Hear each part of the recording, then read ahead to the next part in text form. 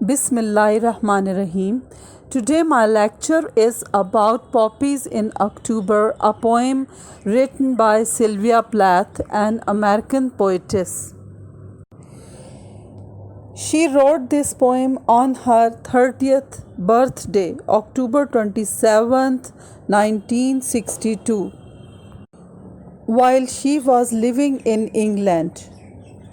About 3 months later, after the completion of this work, on February 11th, 1963, she committed a suicide.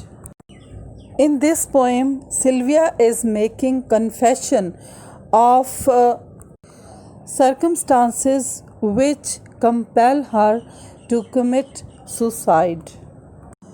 Death is one of the most recurring themes in her poetry. Poppies in October also represent theme of death. The blood red color of flowers is symbolic for death. It is the custom of the British that they wear poppy flower in red color on 11th November, the day on which the British remember the soldiers died since World War I. It is called Remembrance Day. A ceremony is held on the memory of soldiers. The British wear and display paper poppies to acknowledge the sacrifice of soldiers and to show their grief for them. In Roman myths, poppies were used as offering to dead. Poppies were displayed on tombstones. In classical mythology, bright color signifies a promise of resurrection after death.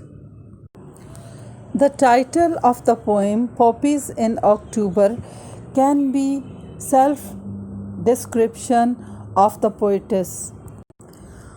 Because when she wrote this poem, she was in hardest time in her life after her husband cheated her. So she used poppies in metaphorical meaning. This title can be the metaphor of her own life.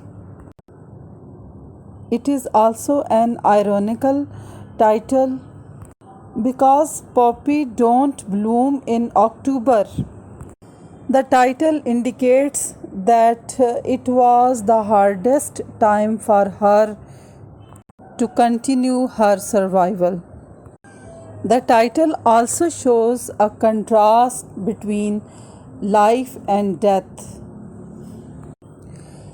The blooming poppy flowers represent life, while month of October represent death, because in this month there is a season of frost.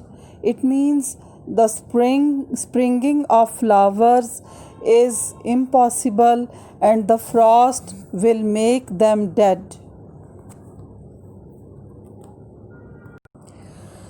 If October is a time of frost, then how is it possible for poppies to bloom?